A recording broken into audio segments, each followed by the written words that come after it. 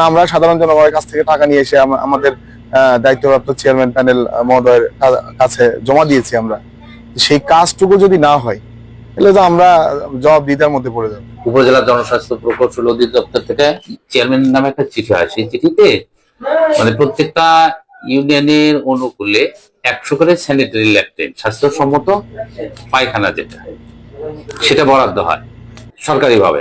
এবং এটার জন্য সরকার ভর্তুকি দিবে, প্লাস যে গ্রাহক তাদের প্রত্যেকটা ল্যাট্রিনের জন্য 5,000 টাকা করে জমা দিতে হবে।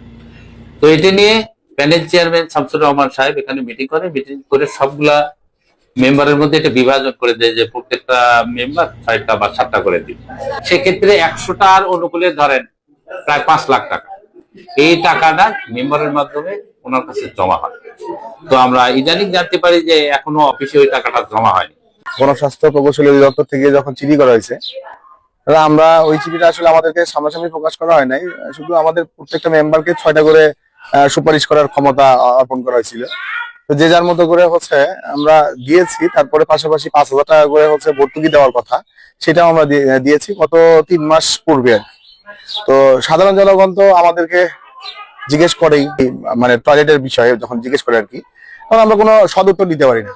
তো আজকে অফিসে এসে জানতে পারি যে ওনারা বলছে যে টাকাটা এখন পর্যন্ত অদ্যাবধি জমা হয়নি। না, আমাদেরকে বলা হয়েছিল যে এটা 5,000 টাকা আপনার জমা হবে গ্রাহকের, কিন্তু বাকি 60 থেকে 65,000 টাকার মতো গভর্নমেন্ট ভর্তুকি দিবে। এটা আপনার টেন্ডার হবে, টেন্ডারের মাধ্যমে আপনার সবাই ঠিকাদার প্রতিষ্ঠান আর কি কাজ করবে। এর জন্য তো আমরা জানি মিনিমাম 2-3 মাস সময় লাগবে, এরকম একটা প্রক্রিয়া তো আছে গভর্নমেন্টের, যার কারণে আমরা নীরব ছিলাম। কিন্তু আজকে যখন জানতে পারছি তখন থেকে আমরা শঙ্কিত বিষয়টা নিয়ে। শামসুর রহমান প্যানেল 1 উনি যখন দায়িত্বে ছিলেন সেই সময়ের ঘটনা। তো ওনাকে আমরা টাকাটা জমা দিচ্ছি, কিন্তু উনি 3 মাস প্রায়, কিন্তু এখন পর্যন্ত উনি জমা করেন নাই অফিসে। জনস্বাস্থ্য প্রকৌশলী অধিদপ্তর ননিয়াম শাখা থেকে একটা চিঠি আসে ইউনিয়ন পরিষদ বরাবর। সেখানে 100টা করে স্বাস্থ্যসম্মত শৌচাগার দেওয়ার কথা বলেন, সেই সঙ্গে 5,000 টাকা করে জমা দিতে বলেন। যা সরকার আসলে একটা শৌচাগার বানাতে প্রায় 70-80 হাজার টাকা খরচ হয়। বাংলাদেশ সরকার তা বহন করবে ভর্তুকির মাধ্যমে।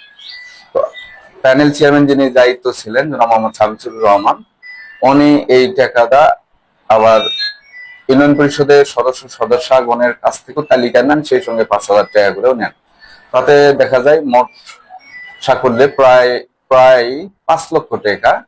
এটাই জনস্বাস্থ্য প্রকৌশলী অধিদপ্তরে টাকাটা জমা দেওয়ার কথা থাকলেও অদ্যাবধি পর্যন্ত অফিস সূত্রে জানা যায় টাকাটা জমা দেননি।